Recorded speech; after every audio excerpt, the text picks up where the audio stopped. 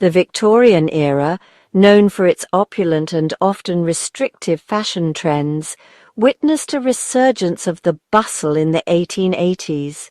This marked the beginning of what is now referred to as the Second Bustle era, spanning from 1881 to 1889.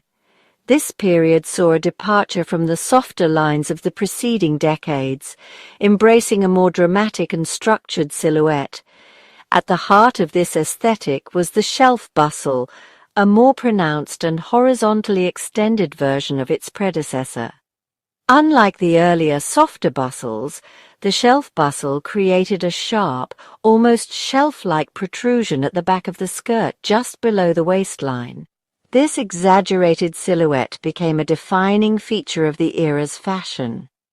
Women's dresses were tailored to accommodate and accentuate this distinctive shape, often featuring elaborate drapery, pleating, and embellishments that cascaded down the back of the skirt, further emphasizing the bustle's prominence.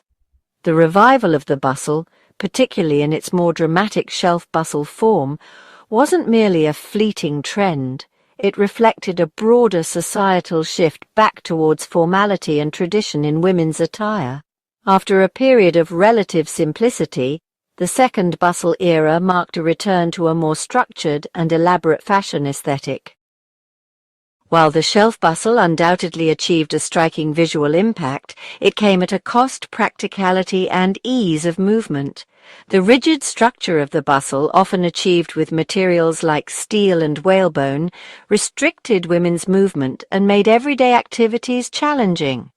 Simple actions such as sitting, walking through doorways, or navigating crowded spaces became cumbersome. Beyond the inconvenience, the shelf bustle also posed potential health risks. The tightly corseted waist required to achieve the fashionable silhouette could restrict breathing and internal organs. Prolonged wear could lead to discomfort, pain, and even long-term health complications. The sheer weight and bulk of the bustle itself could also cause strain and back pain. Critics of the time were quick to point out these impracticalities, arguing that the pursuit of fashion had reached absurd and potentially harmful extremes. Despite these criticisms, the popularity of the shelf bustle persisted, driven by a complex interplay of social pressures, aesthetic ideals, and the desire to conform to the prevailing fashion trends of the day. The impracticality and extravagance of the shelf bustle did not go unnoticed by social commentators and satirists of the time. The exaggerated silhouette became a ripe target for caricature, appearing in humorous illustrations and satirical writings that poked fun at the fashion's absurdity.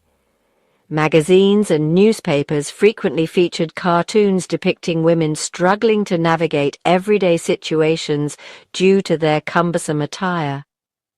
Beyond the humor, however, lay a deeper critique of the restrictive nature of Victorian fashion and its impact on women's lives. Writers and intellectuals, some of whom were women themselves, began to question the societal pressures that dictated these constricting styles. They questioned the logic of prioritizing aesthetic ideals over comfort, practicality, and even health. The shelf bustle became a symbol of the limitations placed upon women in Victorian society. While men enjoyed greater freedom in their attire, women were expected to conform to rigid and often impractical fashion standards. This critique, often expressed through humor and satire, contributed to a growing awareness of the inequalities faced by women during this period. Corseted and confined bustles, gender and class. The Second Bustle era and its defining garment, the shelf bustle, offer a compelling lens through which to examine the complexities of gender roles and class distinctions in Victorian society. The emphasis on a tightly corseted waist and exaggerated posterior served to accentuate the female form in a way that reinforced traditional notions of femininity. Women's bodies were, in essence, molded into the desired shape of the era. This emphasis on physical appearance played into the prevailing social expectation that a woman's primary role was to be ornamental and aesthetically pleasing. The impracticality of the shelf bustle further underscored this notion, as it rendered women less capable of engaging in physical activities or pursuing roles outside the domestic sphere. The ability to afford the elaborate fabrics, corsetry, and understructures required to achieve the fashionable silhouette became a marker of social standing. Working-class women who often had to engage in physical labor could not realistically adopt such impractical attire. This created a visible distinction between women of different social classes, further reinforcing the existing social hierarchy. The shelf bustle, therefore, became more than just a fashion statement. It became a symbol of the constraints and expectations placed upon women in Victorian England.